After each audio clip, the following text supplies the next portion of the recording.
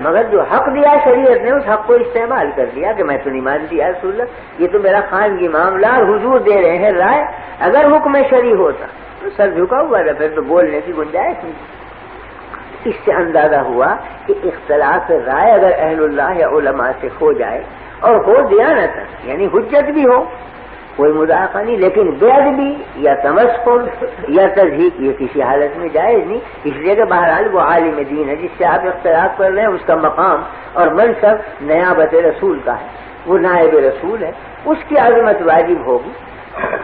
آپ امام ابی حنیفہ کے فقہ پہ عمل کرتے ہیں، 50 مسئلوں میں خلاف کرتے ہیں امام شافعی، لیکن ادنا درجے میں بے ادبی ذرہ برابر امام شافعی رحمہ اللہ کے قلب میں نہیں آ سکتی مومن کے، اس لیے کہ جیسے امام ابی حنیفہ واجب التعظیم ویسے امام شافعی واجب التعظیم، دونوں آفتاب اور مہتاب ہیں دین کے، دونوں سے نور حاصل ہو رہا ہے، برکت حاصل ہو رہی ہے، تو کس طرح سے جائز ہے کہ ادنا درجے کی گستاخی؟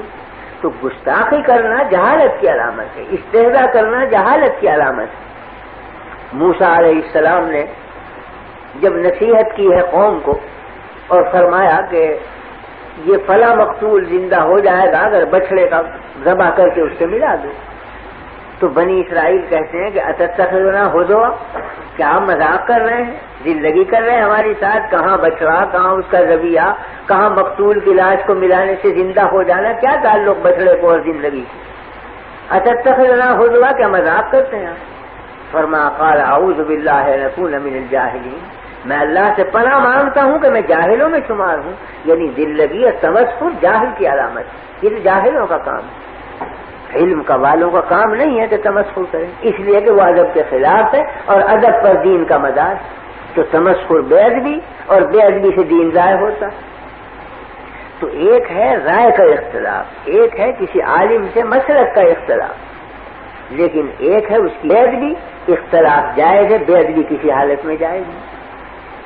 میں نے حضرت مولانا تھانوی رحمۃ اللہ علیہ کو دیکھا، مولانا احمد رضا خان صاحب مرحوم سے بڑا اختلاف، بہت سی چیزوں میں اختلاف، کہیں قیام کے مسئلے میں، کہیں عرس کے، کہیں میلاد کے، لیکن جب مجلس میں ذکر آتا تو فرماتے مولانا احمد رضا خان صاحب مرحوم، یہ فرماتے۔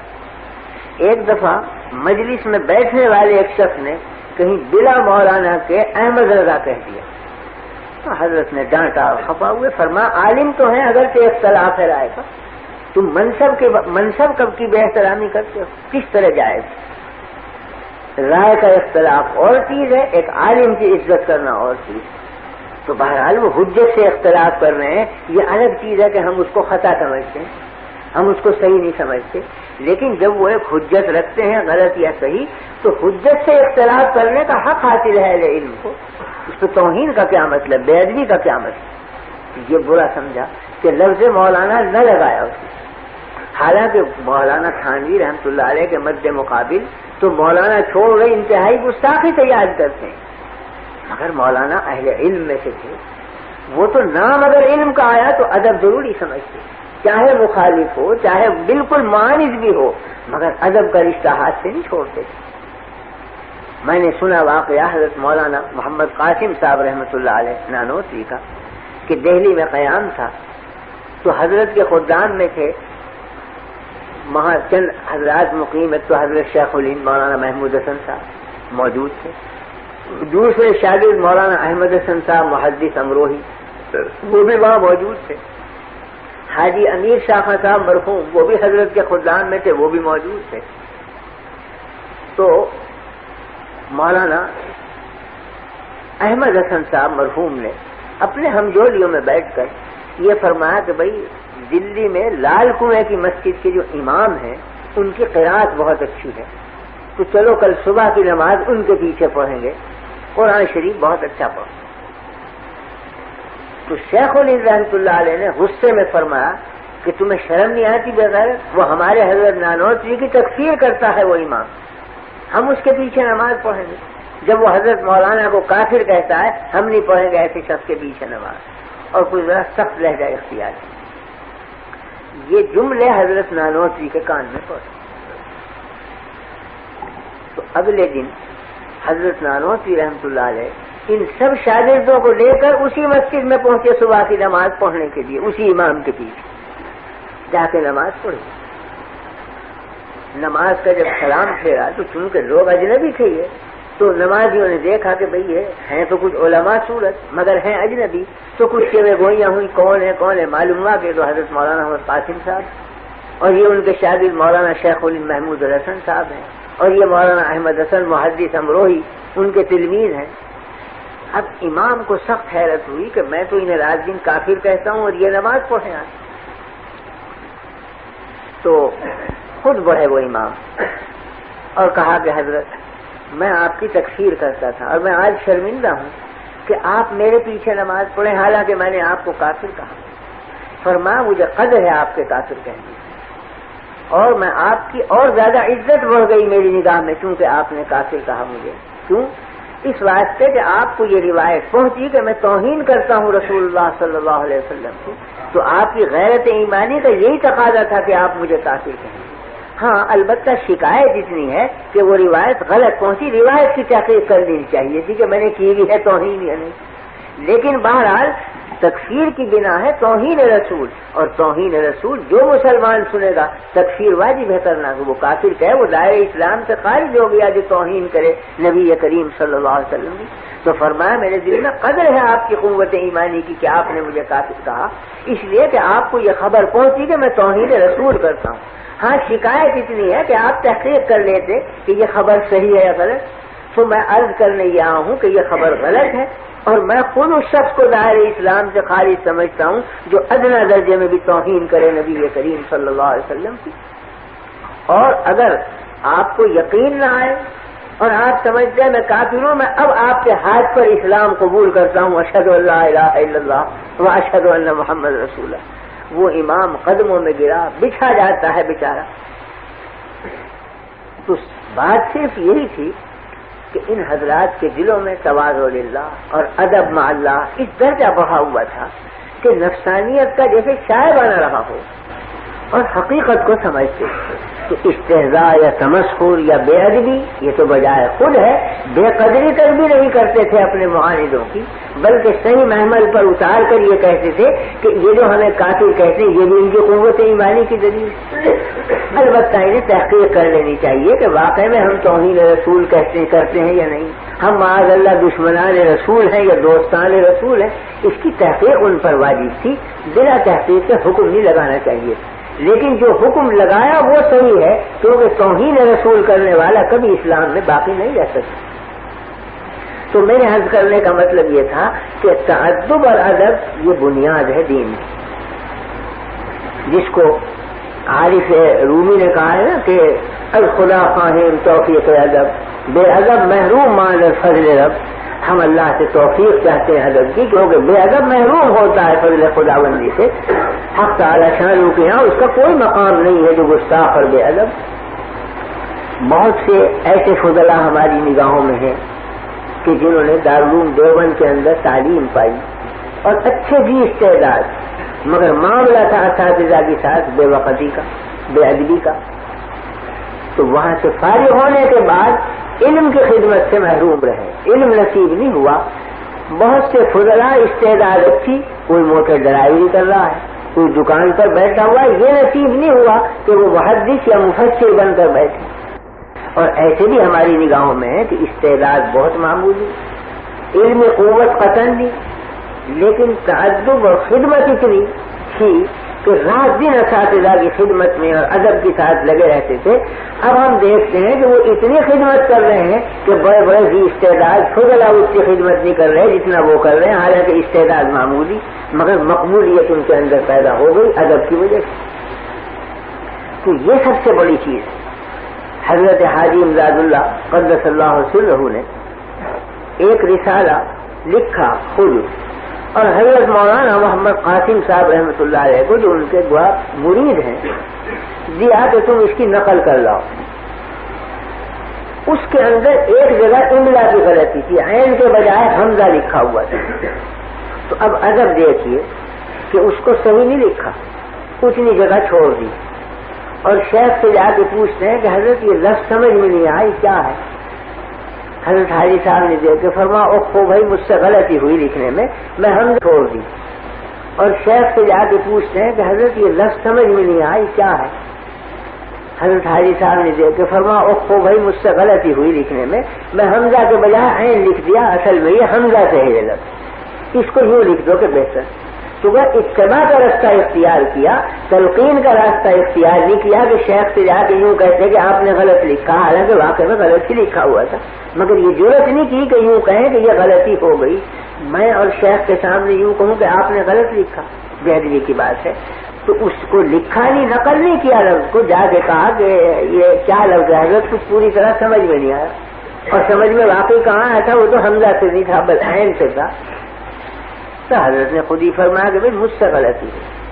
تو یہ ادب کی بات ہے کہ گویا صورتاً بھی بے ادبی نہیں کی، حقیقتاً تو بے ادبی کیا کرتے.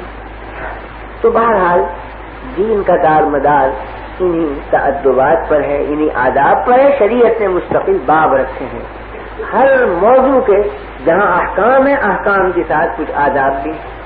تو ادبیات پر اگر آدمی قادر نہ ہو اور عمل کرنے کی طرف متوجہ نہ ہو تو وہ اصل احکام سے بھی پھر کوڑا رہ جاتا ہے، بری ہو جاتا ہے، محروم رہ جاتا ہے.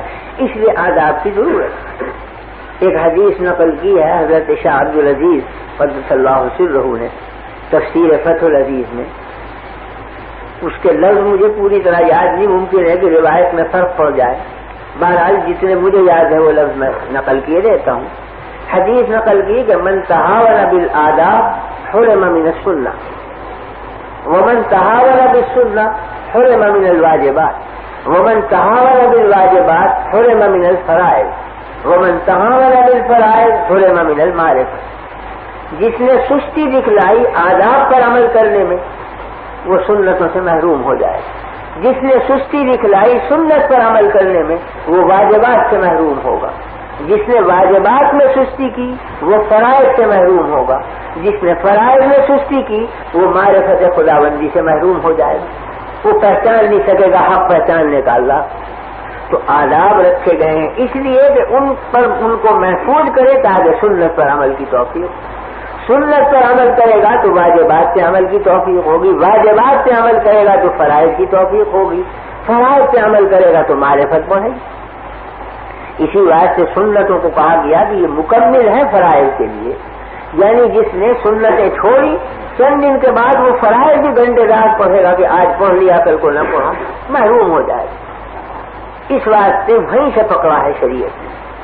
تو ایک شریعت میں وہ دو قسمیں احکام کی، ایک معمورات ہیں ایک منہیات. تو جو معمورات ہیں یعنی کرنے کی چیزیں ہیں اس میں تو آداب رکھے گئے ہیں کرنے کے کہ انہیں کرو گے تب جا کے واجبات اور فرائض پر قابو پاؤ گے. اور منہیات میں روکنے کی چیزوں میں مکروہات رکھے ہیں کہ جب مکروہات سے بچو گے جب حرام سے بچنا نصیب ہوگا، اور اگر مکروہات میں گرنے لگے تو ایک دن حرام میں گرو. اس کو شریعت کی اس طرح میں کہا جاتا ہے سد ذرائع.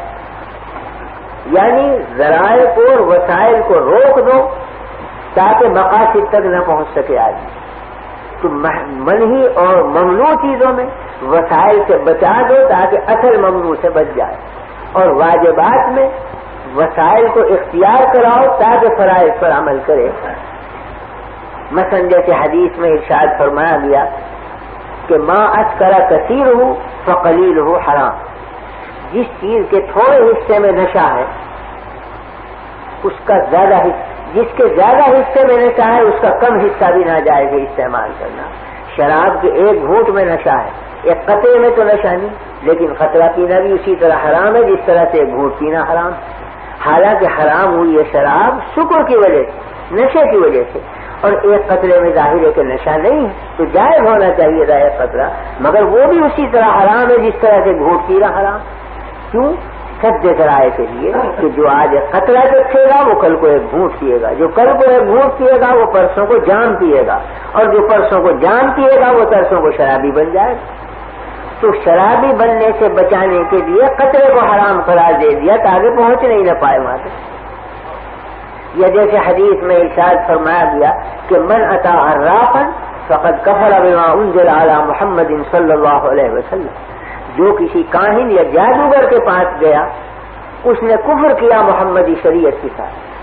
حالانکہ جادوگر کے پاس جانے سے توحید کا انکار نہیں کیا اس نے، رسالت کا انکار نہیں کیا، قیامت کا انکار نہیں کیا، کوئی تکذیب نہیں کی عقائد کی، مگر پھر بھی فرماتے ہیں کہ کفر کیا اس نے شریعت اسلام کے ساتھ۔ جادوگر کے پاس اگر چلا گیا، کیوں کہا گیا؟ اس لیے کہ جو آج جادوگر کے پاس گیا تو سحر کی برائی اس کے دل سے نکل جائے گی، اور جو برائی کو نکال کر جاتا رہے گا تو کل کو سحر اس کا سنے گا اور پرسوں کو سیکھے گا اور پرسوں کو اچھا خاصا جادوگر بن جائے گا۔ اس جادو کے کفر سے بچانے کے لیے جادوگر کے پاس جانے کی ممانعت کر دی گئی کہ حد کے اوپر نہ پہنچے کہ اندر داخل ہو۔ اس کو کہتے ہیں سد ذرائع۔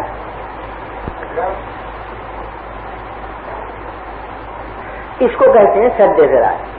تو ذرائع وسائل کو روک دیتے ہیں تاکہ مقاصد سے آدمی رک جائے۔ ان تو منہیات میں جن چیزوں سے روکا گیا ہے اصل مقصود کو وہ کہتے ہیں کبیرہ گناہ، اور جس سے اس کے وسائل ہیں انہیں کہتے ہیں صغیرہ گناہ۔ تو وسائل سے روکتے ہیں تاکہ کبیرہ تک نہ پہنچنے پائے۔ مثلا چوری کرنا کبیرہ گناہ ہے، اور چوری کہتے ہیں کسی کے مال معصوم کو آدمی بلا اس کی مرضی کے لیے آئے اٹھا لائے، یہ تو ہے اصل حرام، لیکن اس کی وجہ سے حرام قرار دیا گیا۔ کسی کے مال کی تاک جھانک کرنا، نقب لگانا، دیوار کو تاکنا، سامان کہاں رکھا ہوا ہے، یہ سب صغائر ہیں، مگر یہ بھی ناجائز ہیں، اس لیے کہ جب یہ کرے گا تو ایک دن چوری ضرور کرے گا۔ تو اس چوری سے بچانے کے لیے چوری کے جتنے دوائی تھے ان سب کو حرام قرار دے دیا گیا، ناجائز قرار دیا گیا۔ ورنہ اپنا اصلی ذات سے کسی کے سامان کو دیکھنا کوئی ممنوع چیز نہیں، کسی کی دیوار کو تاک لگانا اپنی ذات سے ممنوع نہیں، اس لیے ممنوع ہوا کہ یہ وسیلہ بنتا ہے چوری کرنے کا، لہذا اسے ہی روک دیا گیا، صغیرہ گناہ ہوگی۔ یا مثلا زنا کے سلسلے میں اصل ممنوع ہے وہ فعل جس کو فعل زنا کہتے ہیں، لیکن اس سے بچانے کے لیے عورت پر نگاہ ڈالنا، تخلیہ کرنا، اس کی آواز پر کان دھرنا، کانوں کو لگانا، ہاتھ سے چھونا، یہ سب ممنوع قرار دے دیا گیا، اس لیے کہ یہی ذریعہ بنتے ہیں اس اصل حرام فعل۔ تو اس حرام سے بچانے کے لیے اس کے اسباب کو بھی ممنوع قرار دے دیا گیا، اس کا نام ہے سد ذرائع۔ تو کبیرہ کی وجہ سے صغیرہ گناہ ممنوع، یہ سب آداب کہلاتے ہیں کہ زنا سے بچنے کے لیے ان چیزوں سے بچو کہ جو دوائی زنا ہے، یہی ادب ہے شریعت۔ اس اب معمورات میں لیجئے کہ نماز پڑھنا واجب اور فرض، اس فرض پر لانے کے لیے اہتمام کے لیے کچھ چیزیں رکھی گئیں کہ اذان جب سنو تو اس کا جواب، مؤذن اللہ اکبر کہے تم بھی اللہ اکبر کہو، تاکہ اذان سنتے ہی جب جواب دیا تو فکر پیدا ہو جائے کہ اب مجھے نماز کو جانا ہے۔ اس کے بعد وضو کا اہتمام کرو۔ پھر ترغیب دی گئی کہ مسجد تک جب جاؤ گے تو ہر قدم پر جتنے قدم پڑیں گے ہر قدم پر ایک نیکی لکھی جائے گی، ایک بدی مٹا دی جائے گی۔ حالانکہ قدم رکھنا تو اپنی ذات سے کوئی عبادت نہیں، لیکن نماز کے لیے قدم رکھنا وہ قدم عبادت میں عبادت قرار دے دیا گیا، اس لیے کہ یہ قدم ذریعہ بنے گا نماز پڑھنے کا۔ تو پڑھوانی ہے نماز، اس کے لیے قدموں کی فضیلت بھی آئی، قدم ڈالنے کی فضیلت بھی آئی، اذان کا جواب دینے کی فضیلت بھی آئی، وضو اور استنجا اور طہارت کی فضیلت آئی۔ حتیٰ کہ بعض اہل اللہ کی تو یہ شان سنی گئی، حضرت حاجی امداد اللہ قدس اللہ سرہ کی کا واقعہ سنا میں نے اپنے بزرگوں سے کہ اگر مسجد کے دو راستے ہوتے، ایک ذرا لمبا راستہ اور ایک مختصر راستہ، تو لمبا راستہ اختیار کرتے اور فرماتے کہ جس سے قدم زیادہ پڑیں گے اتنی نیکیاں لکھی جائیں گی، اتنی بدیاں مٹیں گی، تو کیوں ہم محروم رہیں، کیوں نہ ہم اس فضیلت کو اختیار کریں، تو لمبا راستہ اختیار کریں اور ساتھ میں قدم رکھتے چھوٹے چھوٹے، یعنی بالتبع جتنی چال ہوتی تھی اس سے کم قدم کی چال، تو قدم 100 کے بجائے 125 ہو جاتے۔ فرمایا کہ اللہ نے یہ تو نہیں کہا کہ لمبا قدم ڈالو گے تب تو ایک بدی مٹائیں گے ایک نیکی، قدم اٹھانے اور رکھنے پر ہے نیکی لکھنے کا وعدہ اور بدی مٹانے کا، تو یہ تو ہمارے اختیار میں جس سے چاہے قدم رکھ لیں۔ تو 100 قدم میں اگر مسجد تک پہنچتے تو آہستہ آہستہ چل کے انہیں 150 قدم بنا دیتے تاکہ اتنی نیکیاں لکھی جائیں۔ تو یہ حضرات نیکیوں پر حریص ہوتے ہیں، جیسے دنیا والے دنیا کے بارے میں حریص ہیں کہ اگر انہیں 100 مل جائے تو 1000 کی تمنا، 1000 مل جائے تو لاکھ کی تمنا، لاکھ مل جائے کروڑ کی تمنا، کسی حد پہ ٹھہرتے نہیں۔ یہ اللہ والے دین کے بارے میں حریص ہیں کہ اگر ایک ثواب ملتا ہو تو اس پہ قناعت نہیں، 2 مل جائے، 2 ملتے ہو تو تیسرے کی خواہش، ہر قدم پہ یہ خواہش کہ کسی طرح مجھے اجر مل جائے۔ امام ابو داؤد جو بہت بڑے محدث ہیں، وہ دریا کے کنارے پر کھڑے ہوئے تھے اور کوئی 200-300 قدم کے فاصلے پر ایک جہاز کھڑا ہوا تھا، کنارے پہ پانی کم تھا، آ نہیں سکتا تھا، دور کھڑا تھا۔ تو جہاز میں ایک شخص کو چھینک آئی، اس نے الحمدللہ کہا اور اتنی زور سے کہا کہ ان کے کان میں آواز پہنچی۔ تو مسئلہ یہ ہے کہ جب کسی کو چھینک آئے وہ الحمدللہ کہے تو تم یرحمک اللہ کو، مگر یہ مسئلہ متعلق ہے مجلس سے کہ یہاں اگر کسی کو چھینک آئے اور وہ الحمدللہ کہے تو دوسرا یرحمک اللہ کہے، بشرطے کے کان میں آواز پڑے۔ یہ مسئلہ نہیں کہ اگر کوئی بازار میں الحمدللہ کہے تو تم گھر سے جاؤ سفر کرنے یرحمک اللہ کہنے، اگرچہ کان میں آواز پڑے۔ امام ابو داؤد کے کان میں آواز پڑی الحمدللہ۔ یہ ترجمہ نگار کہ غیب سے ایک آواز پیدا ہوئی، کہنے والا نظر نہیں آتا تھا، آواز کان میں آئی کہ اے ابو داؤد، آج 3 درہم میں تم نے جنت خرید لی۔ حالانکہ امام ابو داؤد کتنے بڑے محدث، کتنی حدیثیں لکھی ہوں گی، کتنے تہجد پڑھے ہوں گے، کتنے جہاد کیے ہوں گے، جنت کی خریداری کے وقت بڑے سے بڑے عمل کا ذکر نہیں، اور ذکر آیا تو اس کا بھی یرحمک اللہ کا، جو بظاہر بہت چھوٹا اور معمولی سا عمل، مگر کیوں آیا؟ اس لیے کہ ایسے خلوص اور اخلاص سے عمل کیا کہ اس چھوٹے عمل میں وزن اتنا پیدا ہو گیا کہ بڑے سے بڑے عمل میں اتنا وزن نہیں ہوتا۔ اللہ کے یہاں عمل کی صورت نہیں دیکھی جاتی، وزن دیکھا جاتا، تو اخلاص اور معرفت کا وزن اس میں کامل۔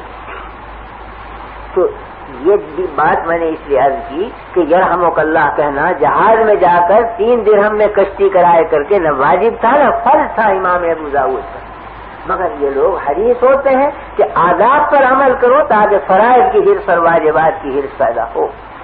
تو تعدب مع اللہ اور ادب مع اللہ اتنا ضروری ہے۔ اس زمانے میں چونکہ بے ادبی اور گستاخیوں کے جذبات پیدا ہو گئے، فرقہ بندی زیادہ ہو گئی، تو ایک دوسرے کے حق میں زبان طعن، زبان ملامت، زبان تضحیق کھولنا ہی معمولی بات ہو گئی ہے۔ اس واسطے میں نے یہ سما خراشی کی آپ حضرات کی کہ اگر بالفرض اختلاف رائے بھی ہو جائے کسی عالم سے، تو اگر آپ خود عالم ہیں تب بھی فرض ہے آپ کا کہ دوسرے عالم کا احترام کریں، اور اگر آپ متبع ہیں کسی عالم کے اور وہ اختلاف کر رہا ہے اس عالم سے، تب بھی آپ کے حق میں گستاخی کرنا جائز نہیں۔ یہ جائز ہے کہ اپنے مقتضا کی تحقیق پر آپ عمل کریں، اس میں کوئی مذاکرے کی بات نہیں کہ عمل کریں اپنے مطلوب کی تحقیق پر، دوسرے عالم کی تحقیق دل کو نہیں لگتی نہ عمل کریں، لیکن یہ کہ اس کے ساتھ تمسخر کریں، بے ادبی کریں، یہ آپ کے حق میں جائز نہیں۔ آپ بلکہ اس کی تعویل کریں کہ بھئی دوسرا جو کہہ رہا ہے اس کے ہاتھ میں بھی حجت ہے، وہ ہماری سمجھ میں نہیں آتی، یہ ہمارے فہم کی بات ہے، مگر وہ جب حجت سے کہہ رہا ہے تو عند اللہ وہ بھی مقبول ہے۔ ہر مجتہد خطا بھی کرتا ہے، ثواب بھی کرتا ہے، اگر اس نے ثواب پہ پہنچ گیا تو 2 اجر ملیں گے، خطا پہ پہنچ گیا تو 1 اجر ملے گا۔ تو اللہ کے یہاں تو خطا پہ بھی مجتہد کی اجر دیا جاتا ہے، اور آپ کریں اس کے اوپر ملامت تو اللہ میں یہاں تو دیں ثواب اسے، اور آپ عقاب اور عذاب بھیجنے لگیں، یہ تو خدا کا مقابلہ ہو گیا۔ حق تعالی شانہ کے یہاں اجتہاد کی خطا پر بھی ملامت نہیں بلکہ اجر دیا جاتا ہے۔ تو چونکہ اس زمانے میں تمسخر اور استہزاء اور مسخرہ پن بڑھ گیا ہے، محض اختلاف رائے کی اور اجتہادی اور فروع اختلافات کی وجہ سے ایک دوسرے پر زبان طعن کھولتے ہیں، ملامت کرتے ہیں، مسخرہ پن کرتے ہیں، یہ دین کے منافی ہے، دین کا یہ طریقہ نہیں۔ آدمی عمل کرے اپنی تحقیق پر اور معذور رکھے دوسرے کو، اور ادب اور احترام میں کمی نہ آنے دے، یہ دانائی کی بات ہے۔ ائمہ مجتہدین کا بھی یہی طریقہ ہے کہ ایک دوسرے سے رائے میں اختلاف رکھتے ہیں لیکن عظمت میں کمی نہیں، ادب میں کمی نہیں۔ امام شافعی رحمۃ اللہ علیہ جب بغداد میں تشریف لائے ہیں اور مزار پر حاضر ہوئے امام ابی حنیفہ رحمۃ اللہ علیہ، تو امام ابی حنیفہ کا مسلک ہے الحمدللہ والضالین کے بعد آمین آہستہ سے کہنا، اور امام شافعی کے یہاں افضل اور اولیٰ ہے زور سے پڑھنا۔ لیکن جب امام ابی حنیفہ کے مزار والی مسجد میں نماز پڑھی تو آہستہ سے آمین پڑھی، اور فرمایا مجھے حیا آتی ہے اس صاحب مزار سے کہ اس کے قریب آ کر میں اس کے اجتہاد کے خلاف کروں، وہاں آ کر آمین آہستہ سے پڑھی۔ یہ ادب اور تعدب۔ یعنی جس حد تک گنجائش دیکھی انہوں نے. ایک تو فرق ہوتا ہے حرام و حلال کا کہ ان کے یہاں واجب ہے ان کے یہاں حرام ہے، اس میں تو نہیں عمل کر سکتے، حرام کا ارتکاب تو نہیں. لیکن جہاں اولا اور غیر اولا کا فرق ہے کہ یہ اولا افضل اسے سمجھتے ہیں، وہ افضل اسے جائز، دونوں کے یہاں دونوں چیزیں ہیں، افضلیت کا فرق ہے. تو امام شافعی نے افضل پر عمل ترک کر دیا اور غیر افضل پر عمل کیا امام ابی حنیفہ کی رعایت سے، حالانکہ وہ اس وقت مزار میں ہے، سامنے نہیں، مگر مزار پر پہنچ کر یہ ادب کا عالم کہ مجھے حیا آتی ہے اس صاحب مزار سے کہ اس کے اجتہاد کے خلاف اس کے پاس آ کر کروں. یہ ادب اور تعجب کی بات ہے. حضرات صحابہ میں اختلافات ہوئے، اجتہادی اختلاف تو وہی مسائل ہیں جو اختلافات ائمہ مجتہدین میں، وہی اختلافات صحابہ میں، وہیں سے تو اختلاف ہے.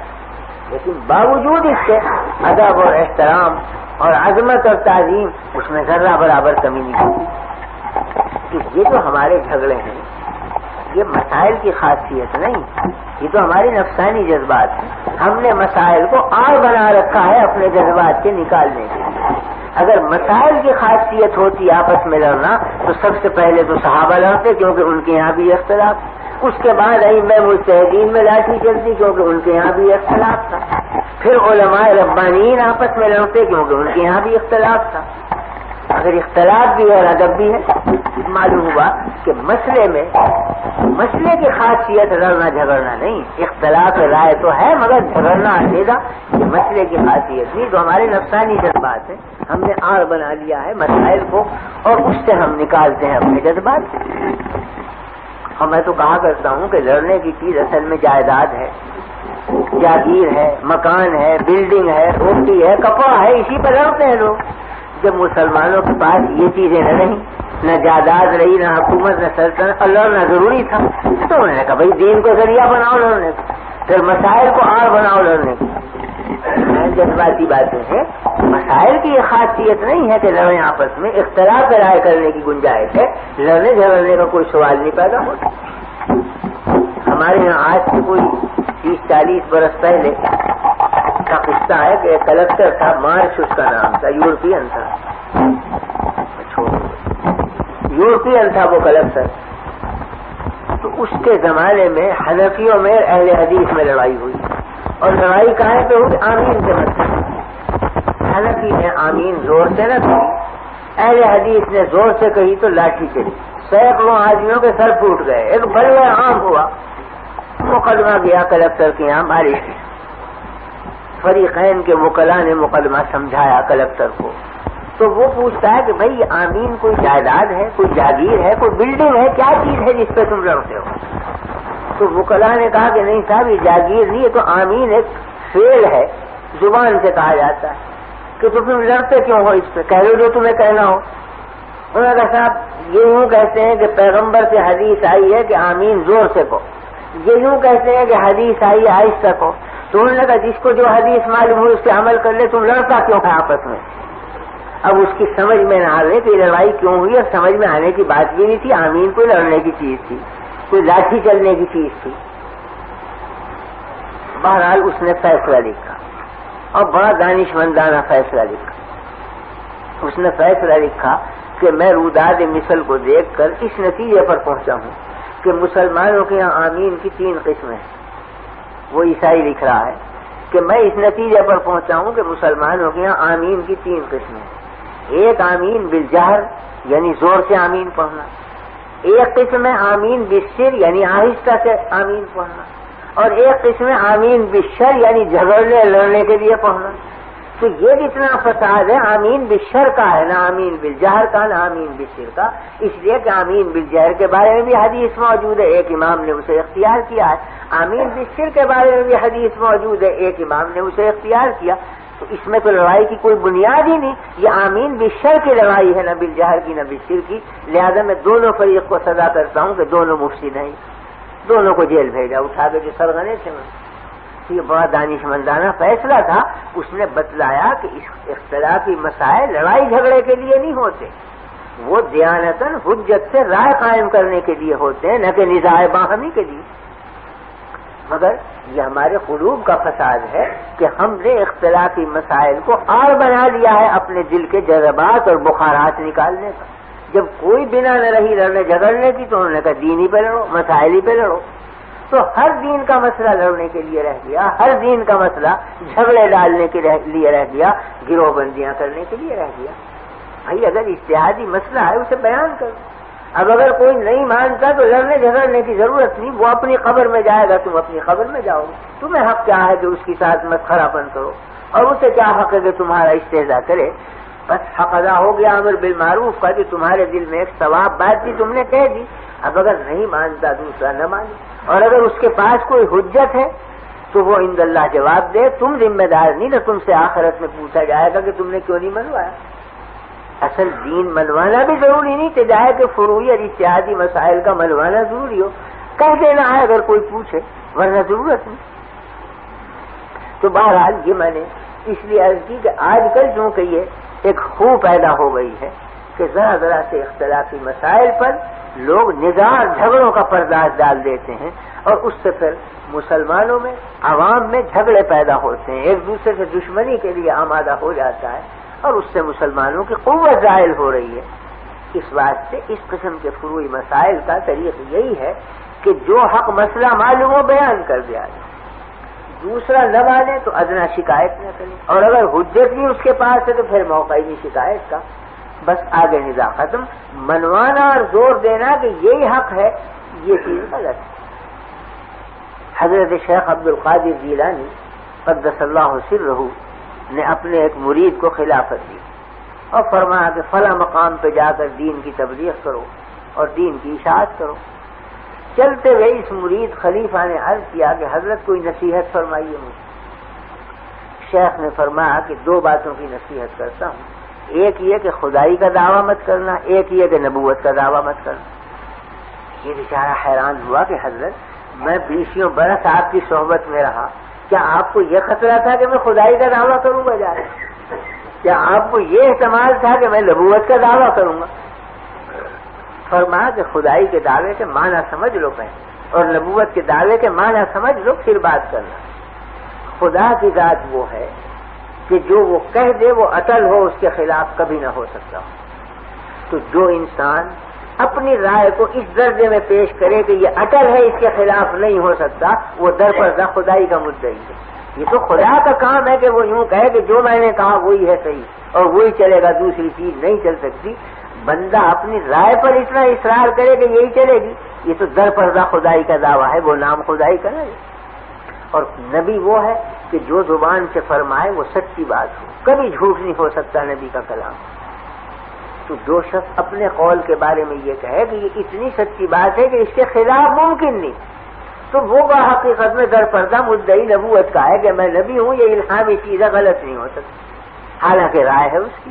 تو ایک اجتہادی رائے کے بارے میں اتنا جمود کرے آدمی کہ دوسرے کو معذور بھی نہ ٹھہرا سکے، خلاف کرنے والے کے لیے حجتیں ختم کر دے ساری، اور اکسائے عوام کو کہ نہیں چلو اور یہ تو خلاف ہی کہہ رہا ہے. یہ در حقیقت افساد ہے. کام اتنا ہے کہ مسئلہ کہے، اور وہ بھی اس کو چبانے کی ضرورت نہیں کہ بار بار کہے آدمی. بس ہو گیا ایک مسئلے کا اعلان، ماننے والے مانیں گے، نہیں ماننے والے نہیں مانیں گے. تم ذمہ دار نہیں، خدائی ٹھیکے دار نہیں، بس ایک مسئلہ ہو گیا. لیکن ایک مسئلے کو ضد اور اصرار کے ساتھ پیش کرتے رہنا اور چباتے رہنا، اس سے خواہ گروہ بندی پیدا ہوتی ہے، نزاعات عوام میں پیدا ہوتے ہیں.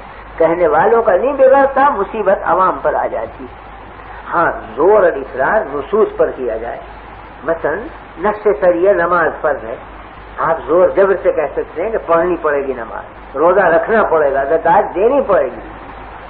لیکن اجتہادی چیزوں میں آپ زور دیں، وہ تبلیغی کی چیز نہیں، آپ زور کہاں پہ دیتے ہیں.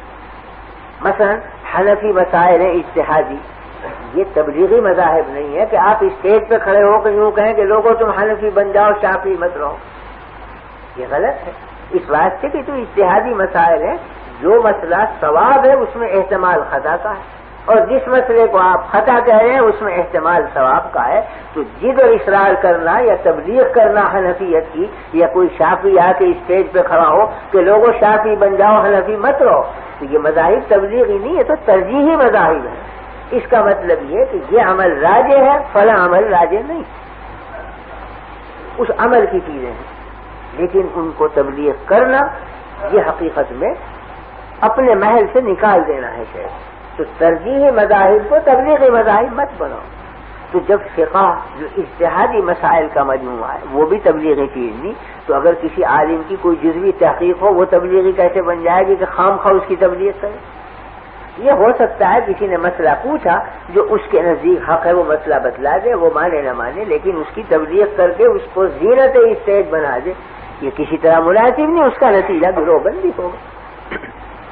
تو چونکہ آج کل یہ ایک خو پیدا ہو گئی اور اس میں بیشتر بے ادبی اور گستاخی اور جسارت اور جرأت بیجا یہ چیزیں سامنے آتی ہیں، اس واسطے میں نے اصول کے طور پر عرض کیا کہ اس کی خاص رعایت رکھنی چاہیے کہ فروعات میں اختلافی مسائل میں اگر نوبت آئے کوئی پوچھے آپ کہہ دیں، نہ مانے قطعاً نہ اس پہ ملامت کریں نہ کچھ، وہ کہے بھائی میری تحقیق پہ یہ افیکٹ ہے، بھائی اپنی تحقیق پہ عمل کرو، بس ہو گیا قصہ. اس واسطے یہ چند باتیں. کتنے بج گئے؟ اچھی بات ہے. تو بس خیر وہ مضمون بھی پورا ہو گیا. بہرحال آج میں نے زیادہ وقت آپ حضرات کا لیا اور اس کا بھی انتظار نہ کیا کہ کوئی کچھ سوال کرے یا پوچھے جیسے عادت تھی، اس لیے کہ وہ اس سفر کی یہاں پر یہ گویا آخری رات ہے. اس کے بعد آنا ہوگا ایک رات کے لیے، مگر وہ جیسا کہ مسافر خانے میں ٹھہر جاتا